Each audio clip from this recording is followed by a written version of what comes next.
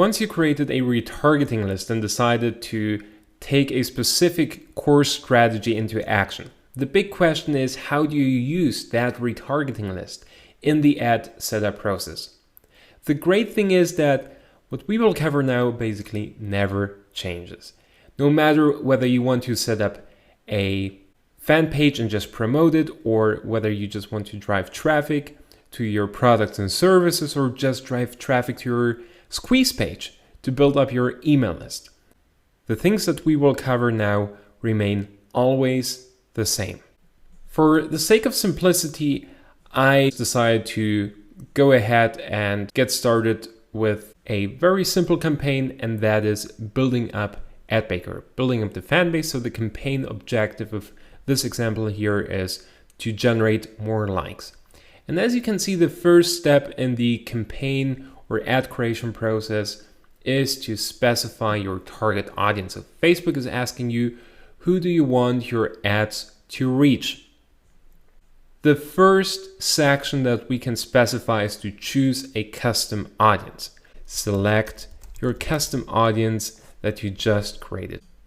Basically, you're done at this point. So really, if you want to take action on a specific strategy, customize the retargeting list and then just go ahead, decide on a campaign objective, let's say building up a fan base, and then just select the custom audience, the website custom audience that you created previously. It's as simple as that. Now, here's something that is virtually never covered in any retargeting course that I've seen. And the big question is, should you use the remaining targeting functions? So as you can see, there is the possibility to target by location, age, gender, languages. There are some more demographics, interests, behaviors, and connections. Here's what I always do and what I always recommend. If you work with retargeting, don't specify any of that. That's just a general rule. Do you remember the sheet that we took a look at the very beginning of this course, where we just analyzed the different ways of targeting and the different targeting options that are available inside Facebook? Well, we identified that custom audiences are already pretty much really laser targeted, because you're engaging with visitors of your website. So with people who already know you and who showed some interest in you and your brand. So that's why, generally speaking, if you set up a retargeting ad, don't specify any of the following sections. However, there are 3 things I would do if you want to get even more specific. And these 3 targeting options are location targeting, age, and gender. Let's talk about location first. This is really important if your site is getting a lot of organic traffic. So you're getting traffic from all over the world, but you just want to reach out to a certain market. So let's say you just want to reach out to people living in the United States and the UK, but you're getting lots of traffic from Russia. If you don't want to reach out to Russian customers or to the Russian market, guess what you could do? Just enter the United States here, or the actual country that you want to target. So you just added another filtering process. You created a custom audience that includes basically everybody who was on your website, but you say, hey, I just want to reach out to people living in the United States. Only they should join my fan base or actually get asked to like my fan page. You can actually even get more specific than that. This is particularly important if you're operating a local business. You can say, hey, I just want to reach out to people living in New York. So again, if your website is getting a significant amount of traffic, you can just reach out to the people living in a specific city in the United States, right? Then age.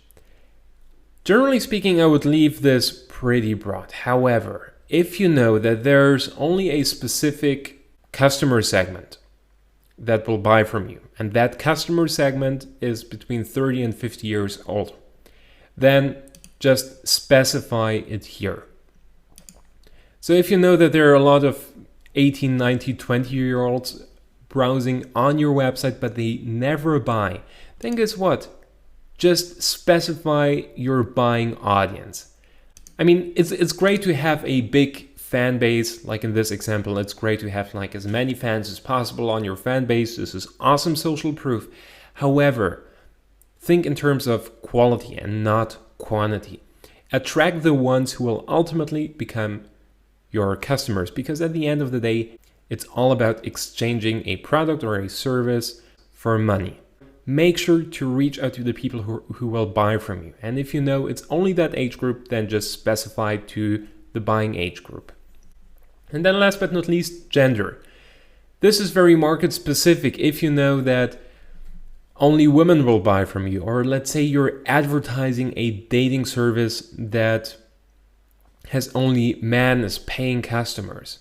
Well, probably there will be also some women on your website, but you don't want to serve them ads to become your buying customers, because women can, for example, join for free. Only men have to pay.